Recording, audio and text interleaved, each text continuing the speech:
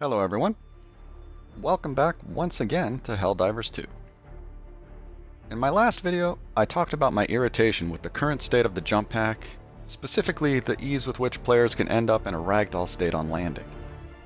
My assessment was that given the prevalence of ragdoll, the changes to the jump pack seemed kind of pointless, and that in its current state, while it wasn't totally useless, it was little more than a disappointment. Well, I'm pleased to say I was dead wrong. As such, it's time for a jump pack apology tour. While there were a good amount of Helldivers in the same boat as I was, lovers of the jump pack, but haters of ragdoll, some had tried to test the issue looking for a solution, and others had just said no thank you and put it away. But there were just as many divers who had solved the issue. As I mentioned in my video, the apparent cause of the ragdoll is the diver's forward momentum upon landing. And while I myself had tried a ton of stuff and jump after jump, I'd never cracked the code. Likewise, no one that I spoke with had anything definitive. Some would say, oh, you've got to do this. Then they'd demonstrate it and end up ragdolling. Enter YouTube and commenters like Joel Lotus, or Joel Ed Lotus perhaps, a true hero of Super Earth, who based on his YouTube content is Swedish, so it's more than possible that neither of my attempts to pronounce his name were on the money, as Swedish is not in this linguist's wheelhouse. My apologies, sir. For the remainder of this video, I shall refer to you as Joel, and hope that the English isn't too far off from the Swedish. Easily, the best part of putting out a YouTube video is getting feedback from people outside your gaming circle whose experiences differ from your own. It should be noted that Joel was not the only person to make the following observation, but he was the first, so he gets all the credit. The problem was indeed tied to the player's momentum, but Joel said the key wasn't releasing the left joystick on landing. What I needed to do was pull back on it. Now, this confused me because I had tried this exact tactic many times after Arrowhead initially overhauled the jump pack, and the results had been just as bad as everything else. In fact, in my testing, my attempts to throttle back were actually less effective than simply letting go of the joystick. Needless to say, investigation was required. Through comments and replies, I had a chance to get into the specifics of it with Joel. What was he, and many others apparently, doing differently than I was?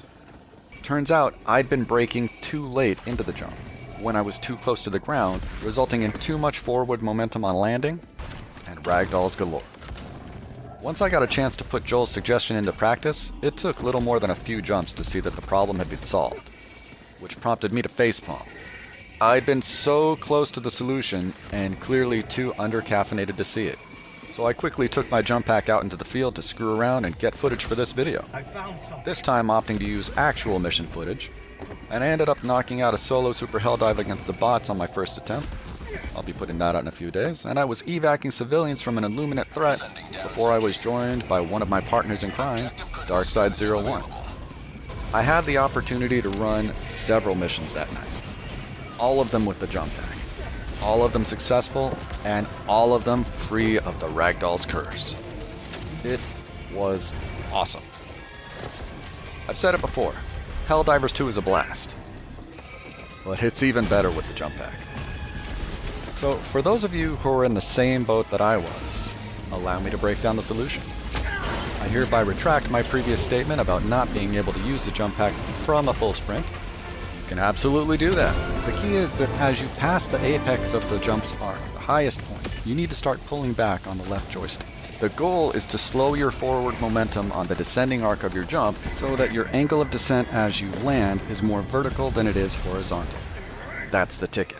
If done correctly, you can even re-engage your run by pressing L3 and forward as you land, and you will land in a sprint and just keep on going. It should also be noted that if you're aiming for a higher elevation, you need to brake sooner, prior to the apex of the jump, as you're not going to have as much time on the back end to slow your momentum before you land. In all the missions I did that night, I'm pleased to say that the only ragdolls were a handful where I toe-picked the odd obstacle or ledge on landing. Outside of those few instances, every single jump landed without issue. So, what does this mean for the jump pack? Well, it does indeed require more finesse than it originally did. I was spot on with that. That said, it was an adjustment period that took little more than a few attempts while sipping coffee to nail down.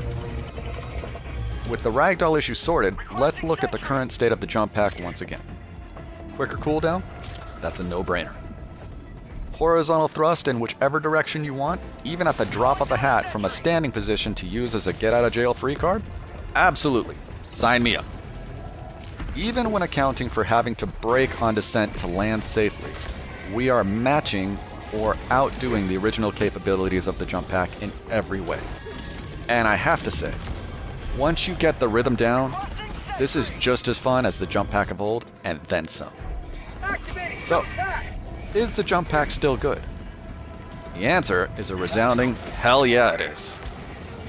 So thank you once again to Joel and the many others who commented on my recent video and helped me, and hopefully others out there, rediscover their love of the jump pack. It's a new day, Helldivers. Have at it. It's a good time to spread some liberty. Pelican 1 preparing to depart. Shuttle launch in 20 seconds.